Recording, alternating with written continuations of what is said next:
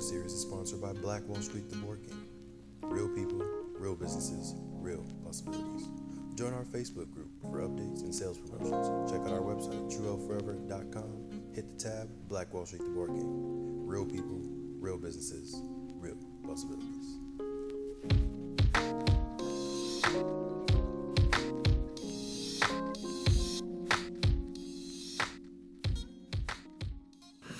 Welcome back, family. Devon Walker, TH4, DreamCatchers. We are back in the Valley, the great 1A hometown, and I got for y'all Jay TriBeco. Hey, what's happening? Right. Childhood friends, so it's definitely an honor to have some of the people that I grew up with back on the show and sharing their genes with y'all. So first things first, the name. Jay TriBeco. Man. Break that down for us. Jay TriBeco. So TriBeco stands for Triangles Back in Consciousness. Way deeper than I thought it was. Yeah, way deeper than it goes. So Triangles Back in Consciousness. You know, I have this theory, this pyramid theory. You know, there's four triangles in a pyramid. Okay. So I have a whole theory that goes on too. I don't want to go too far into it because it's a lot. We'll be sitting here all day. But basically, triangles back in consciousness, meaning four triangles in a pyramid, and that's basically the elements in order for combustion. So in order to break, crack the matrix, basically. So I utilize that name in order to, it's like a little secret, you know what I mean? Like how I cracked the matrix, but I'm actually writing a book for that specifically. So look out for that. You know, it's definitely a lifetime experience book, but it's in the works. Definitely we'll get into that. So how does TriBeco and breaking the matrix link into kind of what you want to do, what you want to be a part of for the community? Okay, so first our community, we lack a lot of information that most higher up communities know everything. You know what I mean? So we lack that knowledge, specifically in financial literacy. And that's something that I utilize.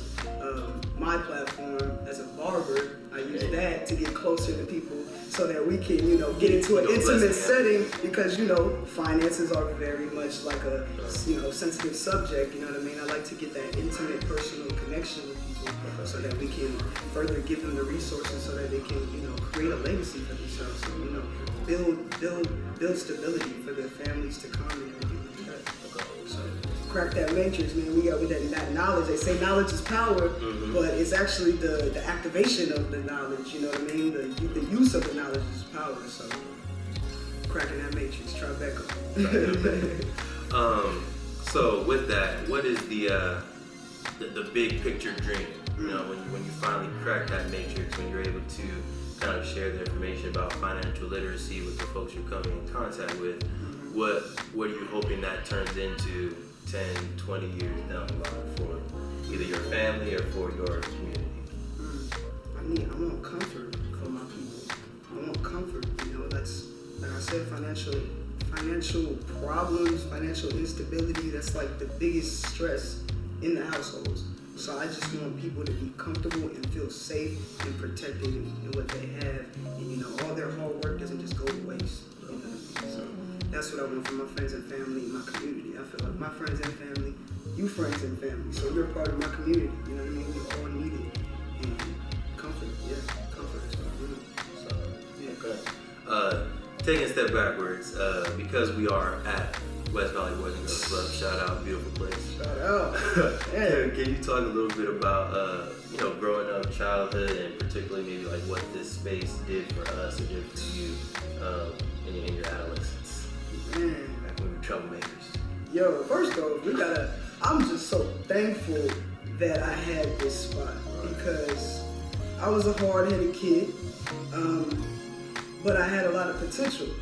And I needed a space like this, you know what I mean? I needed a space like this to create this confidence in me, you know what I mean? I was able to play ball, dance, sing, act, do all this type of stuff here, you know what I mean? We did come on, we was bucking, crumpet, but that's where my confidence started, and you can't tell me nothing after that, you know what I mean? And I never realized that up until actually last year when I met up with Kelsey again. we saw each other at an event. I was like, yo, you know what? The Boys and Girls Club really is why I'm the person I am. Like, and that's just real. Like, so many friends, so many connections. It's just like, man, that confidence that I got from him, can't take that away from me. So I'm so grateful and thankful for that. This family out here, this family. Absolutely. And shit, we met each other. Yep. You know what I'm saying? We met each other, young children, playing ball, you know what I'm saying? That's beautiful. You still hoop? I don't hoop, but I have it in my heart. Okay. No, it's something that I do want to get back into. I've been recluse in a lot of my activities that I used to do, you know, but it's something I need to get back into because it's something that does keep me alive. Basketball is still life, you know, volleyball is still life, but, you know, can't let this adult life, you know, turn you into a square. You know what I'm saying? It's just like, I'm still the hooper, I'm still the dancer, I'm still, you know, me. So I'm gonna get back to that, definitely. Okay, what about the music side, the dancing side? That's still on the back burner for now? I never wanted to be anything for it, you know what I mean? I never wanted to make it something, you know, for myself as far as professionally. It's just something that's in my heart, in my soul. You know? Yesterday, I was dancing yesterday at an event yesterday, you know? It's just something that's always close to me, so I think that's just something that'll never go away. Okay. Yeah. Kind of explaining more things. You got a lot of swag going on. You want to explain this meteorite you got? This meteorite. The beads. Yeah, you know, kind of go through your fit. All right, well. You got a TriBeco t-shirt. Yo, it's a TriBeco t-shirt, my brother. He swagged. I didn't see that. Yeah, it's a TriBeco t-shirt. So this is actually the first little logo that I've ever had going on. Okay. Still got stuff in the works, but I definitely wanted to wear this so that, you know, gotta represent yourself if nothing, you know what I mean? But this here is a bloodstone. This is a crystal. I'm very much into crystals, energies, and everything like that. These properties, it promotes courage. It promotes being your most authentic self, you know what I mean? I'm coming into this interview, and it's hard, you know what I mean? It's hard to talk about your life, you know what I mean? So it is. It's not, especially when you want something to do. You got something that you want to pursue, you know what I mean? And to tell that and to voice that to the world is hard to do. So this bloodstone right here for this courage. Thank you for your courage. Oh man, I appreciate you for the platform, and that's something that I wanted to tell you. Thank you for the platform, brother. Lord, you know. What else do I have going on? I got these meditation beads. I don't know if you're familiar with Buddhism. I'm not Buddhist particularly, but I do use the practices of their meditations. 108 beads. So I just wear them whenever because I like to stay connected to that meditation and stay connected to that mindset. Yep, that's what I got so far. What else I got? I mean, that's that's no swag. That's enough swag for us both. Okay. Great. All right, getting back on track. I get distracted very often. But getting back on track, talking about maybe some of the barriers you've had to overcome with TriBeco, with kind of unlocking the matrix and giving information to your community. What do you feel has been things that make that mission difficult? Whether that's internal, whether that's people, just what are some things you feel are getting in your way? That's a good question. Definitely when you're dealing with people and you're trying to provide a resource for them to help them, it's the skepticism that I get. It's the skepticism because, like I said, finances are a very, sensitive subject. So nobody wants to talk about it, let alone tell you about it. You know what I mean? So it's that skepticism. Like, is this a scam? Is this a fraud? It's just like, I'm just here to help. Like, I'm just here to help. You know what I mean? Like, I don't want nothing from you. I don't gain nothing from it other than happiness and joy. So it's that skepticism. People are very stubborn and hard. You know what I mean? So just like I said, I love that intimate setting because people let their walls down. I'm not coming to you like a business person. Actually, I'm just me. We're just talking. Yeah, that's what it is. Okay. So you have this platform right now. The interview's not nearly over, but what's something financial literacy-wise you can give me or the audience? Just like you can give us one little nugget of wisdom. What would be that nugget? discipline yourself. There it is. Good Lord, discipline yourself. That's the hardest thing to do. When everybody says consistency is key, like save consistently, do this. Nah. In order to be consistent, you need discipline. So before the consistency comes the discipline. You need to be able to hold yourself accountable for everything that you do. You can't say you want something and then not be on your own head about it. You know what I mean? Nobody else in this world is gonna look out for you. Discipline yourself. And that's something that I'm working on with my damn self, you know? Like I'm just trying to get there, you know? So discipline. Okay.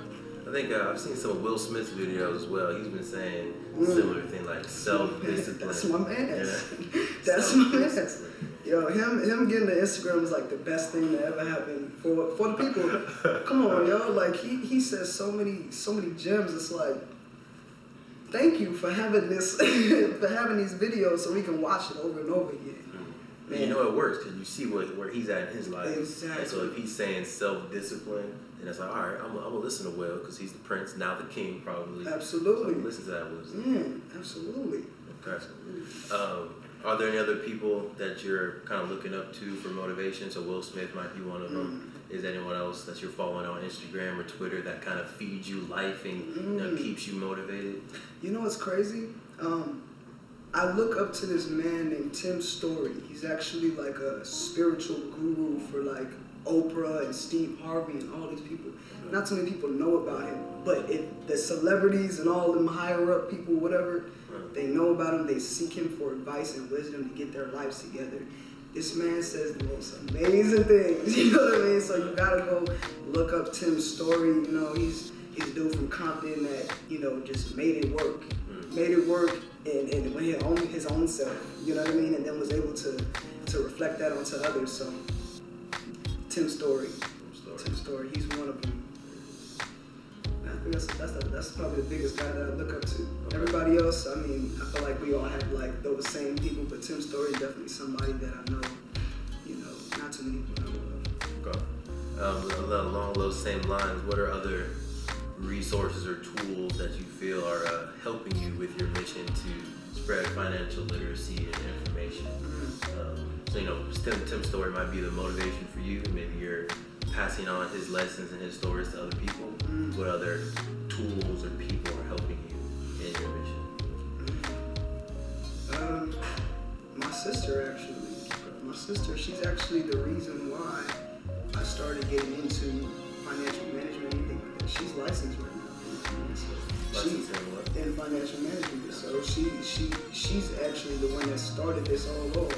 I'm just able to utilize my, you know, my pool with what I have, and now I'm like, okay, I'm gonna get back on that. So my sister, she's actually one of the biggest inspirations for me. One of my best friends actually. So she's a killer. She's a mogul. She's somebody. She's somebody that needs to be on this next interview, brother. I'm gonna keep it real with you. Jordan, come on by. Jordan, you know. So yes, my sister. Other than my sister, though, definitely God is the biggest resource. God is the biggest resource. And without God, I would not be able to have this confidence and to stay on it. You know, a lot of people are skeptical, so you get a lot of no's, you get a lot of this is scams. You know what I mean? And it's hard. You know, it's hard to tell. You know, to stay doing what you want to do because you want to second guess your own self. Yeah, you're like, wait, well, am I scamming? What is going on? You know, but. Definitely, my closeness with God, I definitely reconnected with Him, and I had to, you know what I mean, to get myself together. So, those are my two resources for sure. I love that it's a family thing. Oh, it's always a family thing. Always. I feel like, how do I want the best for my friends and family, but then I treat them like they're my family? You know what I mean? Like I said, I just went to an event yesterday called Support the Homies. Literally supporting the homies. We're all entrepreneurs. We all want something to do. We all are trying to make it work. Why would we not utilize the network that is in the circle that we have? Why would we not do that? We all looking for, oh, this person got 100K followers on here. I'm gonna mess with it. People don't care about you. They don't care about you. The people that you grew up with, the people that you love, the people that you see every day. It's easy. It's easy. You gotta mess with the people that you know. You know what I mean? Keep the money close. That's what's wrong with our community.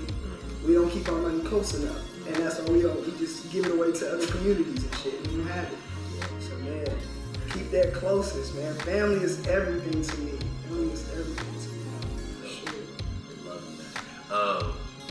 So, with you and your sister, maybe just your own goals, what are some things by the end of 2018 that you feel just needs to happen? Like, all right, by the end of 2018, I'm gonna have this done. I have my own barbershop set up. I'm gonna have TriBeco, I have shoes, like, you know, whatever. Right. Well, what's the goal, the vision for the end of this year? To be honest, and it might sound simple, but I've never had celebrated my own birthday party. Like, I've never, you know, people set up their own birthday, like, oh, I'm about to do this for my birthday, so I'm gonna set this up. Okay, so I wanna be able to set up my birthday party for everybody else.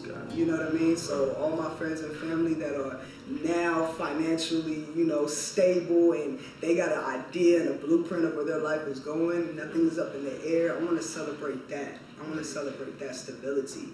You know, all my friends and family that are feeling like all the things that happened in the beginning of the year are definitely not the same. It's not the same thing at all. Like, it's complete 180, you know what I mean? And that's what I want for my birthday, you know what I mean? And when's your birthday? October 10th, man, end of the year, so October 10th. October 10th, you want to celebrate basically just the peace and success of your circle. Yes, absolutely. Okay. Absolutely. Yes, we're gonna turn up. We're going to turn up, you already know. Okay. Let's talk a little bit about barbering. I feel like we haven't hit that. I know that's one of your skills. Absolutely. But hopefully I'm gonna get blessed after this interview. Definitely. Yeah, how'd you get into barbering? What is it that you like about that task, that skill, and what's kind of kept you in that path? So barbering actually wasn't something that I knew I was gonna do. You know what I mean? I was a basketball player all my life, so I went to college to play D1 basketball. You know what I mean? And I just started messing with my own hairline and started doing that. You know what I mean? And then eventually people started asking me who's cutting my hair. And that's when I was like, wow, I actually like doing this. I started cutting other people's hair, and I actually fell in love with the atmosphere of cutting, which was, you know, just the easy conversation, you know, people letting their walls down, because I hate awkward conversation. I hate that, how are you doing stuff. Like, tell me about what's up. Like, let's talk, you know what I mean? And then on top of that, the confidence that comes after that, you know what I mean? Like, how great people feel afterwards. You know, you can see how someone walks in the shop and they're just kind of exactly all slumped, got the hat on, don't want nobody to see them. When they get out that chair, man, you can't tell them nothing. Can't tell us chest up every day, looking at every mirror. That's the best feeling, because I know how I feel, you know what I mean? So I love to be able to provide that type of service for people. So I fell in love with that, went to barber school. Shout out to Crew Institute, you know, Garden Grove, Steph Kaplan, giving me the opportunity to go to this school, and I took it from there. Okay. Slight swerve side, so mental health and just overall self-care within the Black community is something that we don't do. You know, we're not going to counselors, we're not talking about our emotions. But I feel the barbershop or the salon, wherever you go and get your hair done, is kind of that in-between spot for us, where we can talk about our problems. Is that something that you're saying yes, that's something that you agree upon, and maybe you can dive into how barbering is also, you know, mental health, healing, and also just self-care. Absolutely. And, you know, and you were saying that, you know, hair is like a therapy, you know what I mean? To be corny, you know, it's Hairapy. You know what I mean? I'm a Hairapist. Trademark. Hairapist, you feel me? No, but it really is, because the actual cutting of hair, like, you're actually shedding layers. You know, you're shedding layers. So it is therapeutic in the physical sense, but then in the mental sense, because of the confidence and the psychological and all that. And, you know, we don't talk about our feelings and problems and anything like that, but for some reason in the barbershop it's like the most open. I've heard stories from people that I just never would think would tell me things that they would tell me, but because they just feel so comfortable, you know, like, you gotta provide that type of comfort for someone. They just open up. It's the most beautiful thing. You know, it's the most beautiful thing. It's so needed for our community. that's why we have black barbershops, because it's like people don't understand our problems the way that we say them, you know what I mean? The way that we put them, you know what I mean? But to be able to be around amongst people like you and just men, to be honest, to be around other black men, because that's something that we don't really do. It's black women, they're a little better, you know what I mean, with like talking about their feelings. Black men, forget about it. So when you're in the barbershop and y'all all here for the same reason, just shooting the breeze with each other, and it's just the most beautiful atmosphere to ever be in, you know? Definitely let your walls down and everything. And we can get somewhere there, you know what I mean? We can get somewhere after that. Yeah, everyone's on common ground. We're all trying to fix our messed up hair, and then at the end we feel good. So yeah, absolutely. I love the barbershop. Oh, you got to. Even when they're arguing, because it's love. It's love. Everything about the barbershop is love. When they jacking your hair up, that's love, because that's somebody that doesn't know what they're doing, and you trusted them inside of their chair. Everything about the barbershop is love. So I love it. I love it, man. I love it. Oh, let's see. Like, you got so many skills. I thought we can talk for days. How about poetry? Aren't you a slight poet? Oh man, slight poet, slight word. Poet. You know, I've been writing since I was 8. You know, I've been writing for a very long time. I actually just used to write apologies to my mom because I was messing up, so I would feel bad. And did they work? She would post them up in her locker. All her friends would see them. She would post them at work. She would post them up, and you know, I'd go to my mom's job, and they would just be like, "Look, I saw what you wrote. I saw what you wrote." You know, and that's what started my confidence in writing. I was like, "Wow, people actually understand what I'm saying." Poetry is actually something that has kept me going throughout all the like little hard times with barbering or just anything else I've been through. You know. To be able to, you know, regurgitate my feelings the way that I do. You know? Every poet does it for themselves at first, you know, and then you realize that, you know, your voice is actually something that people can gravitate to. You know what I mean? The content, you know, people can gravitate to that. So I'll never stop being a poet. I'm always gonna be a poet. So between your financial literacy, your barbering, your fashion moguling, and poetry, which one would you say is your default? If you only have 2 hours to do something for Jay, which one are you gonna do? Dang. You know, that's crazy. That's actually something that I struggle with now, you know, because when you have so many things that you want to do, to like stop the world and be like, all right, I gotta figure out this one first and this one first. But the easiest thing to work on is my poetry. The easiest thing for me to do is to sit down and just go in with some instrumentals or whatever. That's the easiest thing for me to do and be able to, you know.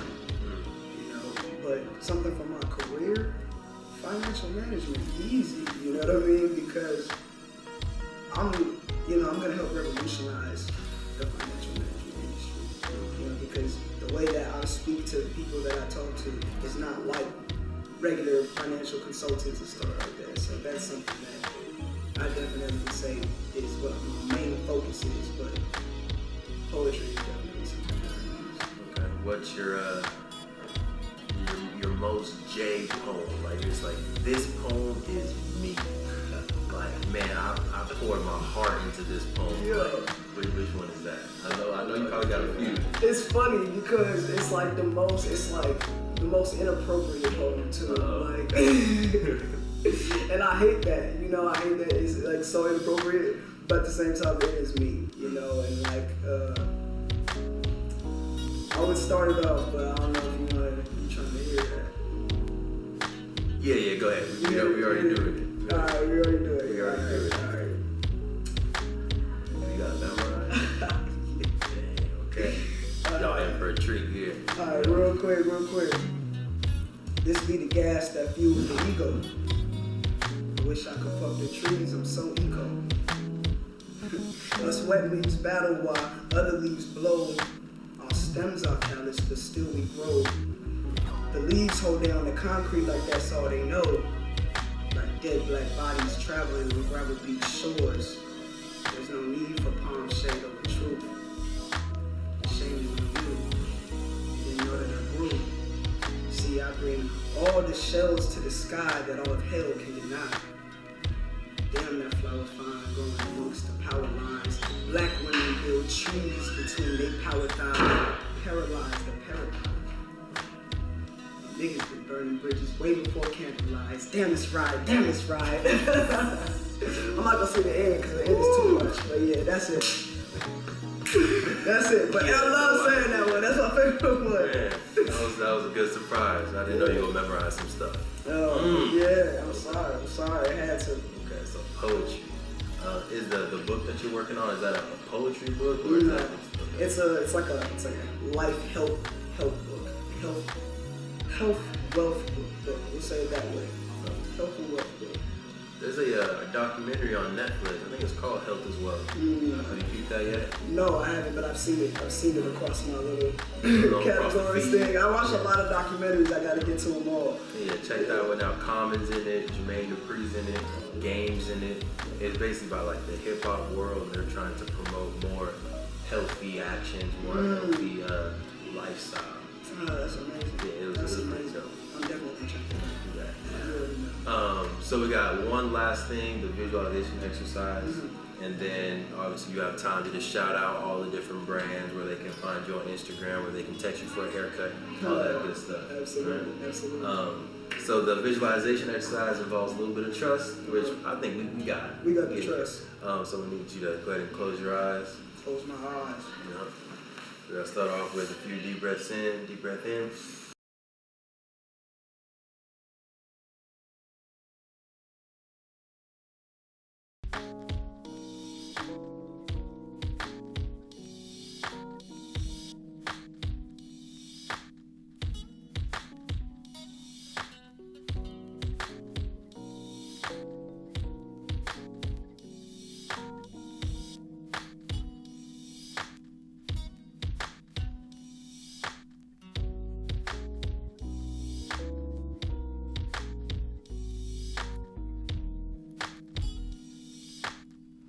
This be the gas that fuels my ego. I wish I could fuck with trees, I'm so eco. A sweat leaves battle while other leaves blow. Our stems are callous, but still we grow. The leaves hold down the concrete like that's all they know. Like dead black bodies traveling on gravel beach shores. There's no need for palm shake of the truth. Shame on you. You didn't know that I grew. See, I bring all the shells to the sky that all of hell can deny. Damn, that flower fine, growing amongst the power lines. Black women build trees between their power thighs. Paralyze the paradigm. Niggas been burning bridges way before candlelights. Damn, it's right. Damn, it's right.